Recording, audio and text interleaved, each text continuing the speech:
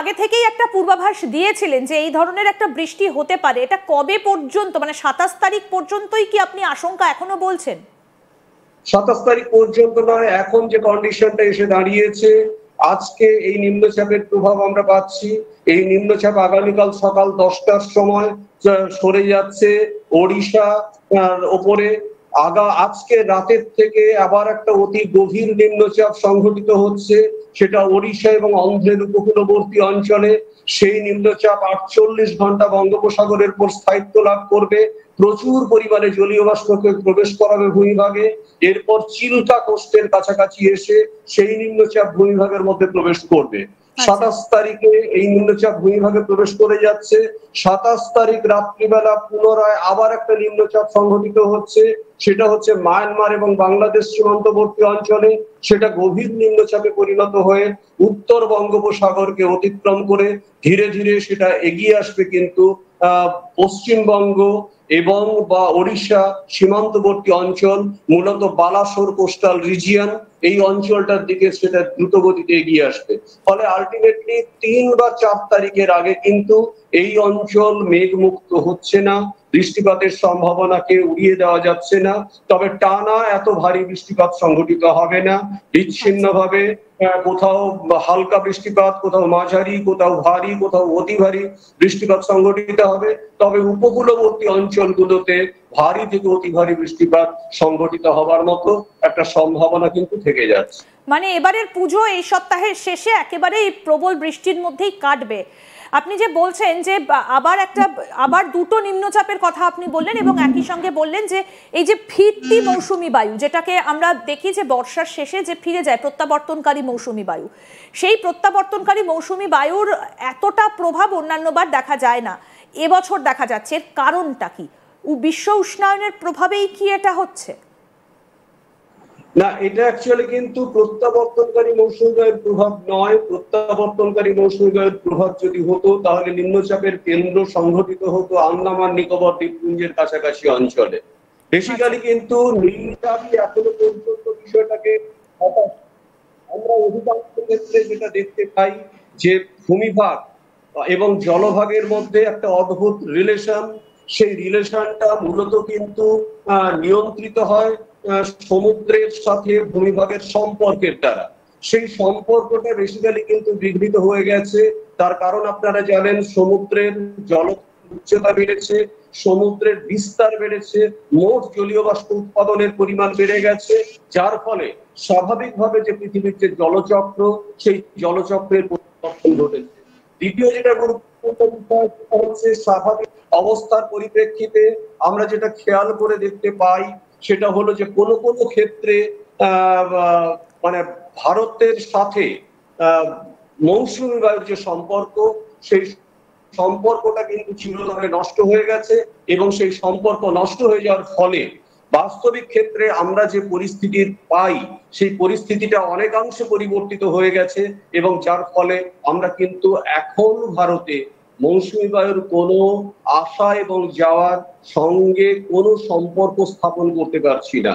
নিম্নচাপের কক্ষগুলো পরিবর্তিত হয়ে যাচ্ছে। সুতরাং ভারতের জলবায়ু মোটামুটি ভাবে বলা যেতে পারে নিম্নচাপের দ্বারা নিয়ন্ত্রিত একটা জলবায়ুতে পরিণত হচ্ছে এবং যার ফলে আলটিমেটলি কিন্তু আমাদের কাছে এই সমস্যার সম্মুখীন হচ্ছি আমরা। অর্থাৎ এটা একটা ভয়ানক পরিস্থিতি এবং আমরা আবার সেই জায়গাটায় যে বিষয়টা নিয়ে আমরা আলোচনা শুরু করেছিলাম, মানে শহর কলকাতার কতটা বিপদ এই ধরনের একটা আনপ্রেডিক্টেড ওয়েদার, মানে এটা তো প্রেডিক্ট করা যায়নি। গতকাল যে এরকম একটা হতে পারে, গতকাল কোনো রকম কোনো পূর্বাভাসই ছিল না। হ্যাঁ, বৃষ্টি হতে পারে এমন একটা পূর্বাভাস ছিল, কিন্তু এইভাবে 300 মিলিমিটার পর্যন্ত একটা জায়গায় বৃষ্টি হচ্ছে 2 ঘন্টায়, এইরকম প্রেডিকশন তো আগে থাকতে ছিল না। এটা কি বোঝা যায়নি স্যার আগে? না, খানিকটা বোঝা অবশ্যই গেছিল, কিন্তু একটা সম্ভাবনা ছিল এই নিম্নচাপটার ফরমেশনের ক্ষেত্রে। তার কারণ হচ্ছে নরমালি নিম্নচাপ তৈরির ক্ষেত্রে যে চাপ ঢাল কাজ করে, সেই চাপ ঢাল অনুযায়ী এটা তৈরি হওয়ার সম্ভাবনা ছিল ওড়িশা উপকূলবর্তী অঞ্চলে, কিন্তু সেটা যে স্থানান্তরিত হয়ে কন্টাই কোস্টাল রিজিয়নের দিকে সরে আসবে এটা আগে হয়তো বোঝা যায়নি এবং যায়নি বলেই আলটিমেটলি এই প্রেডিকশনের ক্ষেত্রে কিছুটা স্থানচ্যুতি ঘটেছে। কিন্তু যে এরকম একটা ভারী বৃষ্টি হবে সেটা কিন্তু প্রেডিকশন ছিল।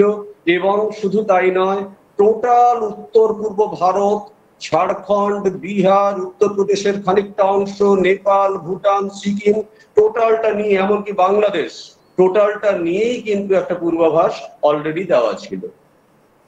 এবং এই যে ভারী বৃষ্টির যেটা আপনি বলছেন এবং আশঙ্কা করছেন যে আরো এই ভারী বৃষ্টি হতে পারে, আমরা একটা বিষয় দেখছিলাম যে মৌসুম ভবনের বেশ কিছু রিপোর্ট বলছিল যে ওপরের দিকে হরিয়ানা, পাঞ্জাব, ওই জায়গাগুলো থেকে বর্ষা অলরেডি বিদায় নিতে শুরু করেছে, কিন্তু বঙ্গে বর্ষা কবে বিদায় নেবে এখনো পর্যন্ত সেটা বোঝা যাচ্ছে না। আরো কতদিন এই বৃষ্টিটা চলবে? এবার তো জুন মাস থেকে শুরু হয়ে গেছে বৃষ্টি। দেখুন, এবছরকে আমরা লানিনা ইয়ার হিসেবে ডিক্লেয়ার করছি এবং বলছি যে লানিনা এবছর সক্রিয় হয়ে যাবে, যে কারণের জন্য বৃষ্টি চলতে চলতে আকস্মিকভাবে বৃষ্টি উধাও হয়ে যাবে। এবং সেই সিচুয়েশনটা কিন্তু মোটামুটি ভাবে বলা যেতে পারে অক্টোবর মাসের 20 তারিখ পর্যন্ত, অর্থাৎ অক্টোবর মাসের 20 তারিখ পর্যন্ত বৃষ্টিপাত থাকবে। অক্টোবরের পরে আলটিমেটলি বঙ্গোপসাগরের বায়ু চাপঢালের মধ্যে একটা পরিবর্তন আসতে দেখা যাবে। অক্টোবরের 20 তারিখের পরে আমরা কিন্তু স্বাভাবিকভাবে বৃষ্টিপাতের পরিমাণ অনেকাংশে কমে যাবে বা বৃষ্টি ক্ষীণতা এবারে দেখতে পাবো। এর পরবর্তী সময়ে কিন্তু আমরা যেটা পাচ্ছি সেটা হচ্ছে নভেম্বরের মাঝামাঝি সময় থেকে তাপ ঢাল দ্রুত গতিতে নামতে শুরু করবে এবং আমরা একটা অস্বাভাবিক শীতল পরিবেশের মধ্যে টোটাল উত্তর ভারত, এই দক্ষিণবঙ্গ। পূর্বাভাসটা কিন্তু গত বছরও ছিল সুজিত বাবু, এই পূর্বাভাসটা গত বছরও ছিল যে প্রবল ঠান্ডা পড়বে এবং বেশ কিছু ছবি ভাইরাল হচ্ছিল এমন যে কলকাতায় নাকি বরফ পড়ার মতন পরিস্থিতি তৈরি হতে পারে, কিন্তু দেখা গেল নিম্নচাপের গেরোয় শীত পড়েইনি গত বছর। এবারও কি সেই রকম কোনো আশঙ্কা রয়েছে? সম্ভাবনাটা তুলনামূলকভাবে কম। তার কারণ হচ্ছে যেভাবে তাপঢালের পরিবর্তন আসতে শুরু করেছে তাতে কিন্তু লানিনা সক্রিয় হয়ে যাবে।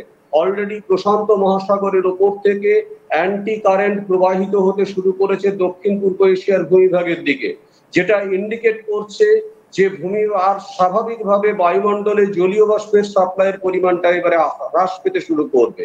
এর ফলে দক্ষিণ বঙ্গোপসাগরে তৈরি হবে নিম্নচাপ, উত্তর বঙ্গোপসাগরে তৈরি হবে উচ্চচাপ, এবং যা স্বাভাবিকভাবে হিমালয় পার্বত্য অঞ্চল থেকে হিম শীতল বায়ুকে দ্রুত গতিতে টেনে নিচের দিকে নামিয়ে নেবে এবং তার ফলে কিন্তু আমরা একটা প্রবল শীতলতার মধ্যে ঢুকে পড়ব এবং দীর্ঘ শীতকাল আমরা এবছর অনুভব করতে চলেছি।